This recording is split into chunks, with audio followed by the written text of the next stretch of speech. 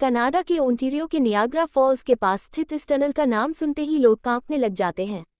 इस टनल का निर्माण सन 1900 में ग्रांड रेलवे लाइन्स के ठीक नीचे किया गया था और इस टनल को बनाने का उद्देश्य उस इलाके के पानी के बहाव को पास ही स्थित खेतों की सिंचाई के लिए प्रयोग किया जाना था।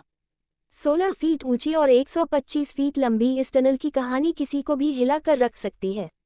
टनल का निर्माण हुए काफी वक्त बीत गया था और सब कुछ बहुत आराम से और ठीक ठाक चल रहा था, लेकिन अचानक एक दिन यहाँ एक दर्दनाक हादसा हुआ जिसने सब कुछ बदल कर रख दिया।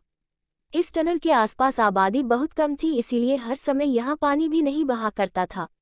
जब पानी बहुत भर जाता था तो उस समय इस टनल का प्रयोग किया जाता था। इस टनल में यूं तो कई हादसे हुए, लेकिन एक हादसा ऐसा था जिससे ओंटारियो शहर आज तक उबर नहीं पाया है। एक बार की बात है जब इस टनल में पानी का बहाव नहीं था। इस टनल के पास एक घर में बाप और बेटी रहा करते थे। हवा का रुख बहुत तेज था और चारों ओर सिर्फ अंधेरा था।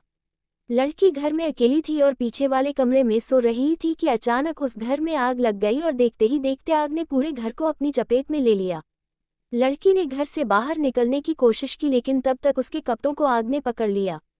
खुद को बचाने के लिए वह टनल की तरफ भागी, लेकिन टनल में भी उस समय पानी नहीं था।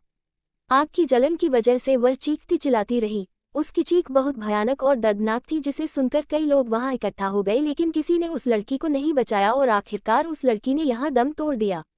इसके अलावा यहां एक और लड़की की ऐसे ही जलने के कारण मौत हुई थी।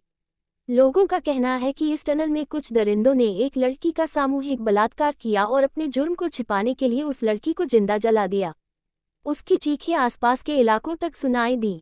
सुबह जब लोग उस टनल में पहुंचे तो लड़की का जला हुआ शरीर वहां पड़ा था और तब से लेकर आज तक वहां शरीर के जलने की वैसी ही बदबू आती है जैसी पहले आती थी।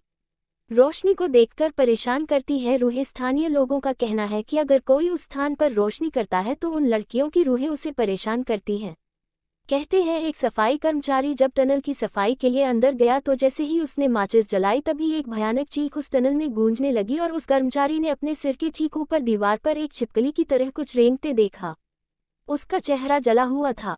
इस घटना के बाद वह आदमी तो बच गया, लेकिन उसका मानसिक संतुलन बिगड़ गया।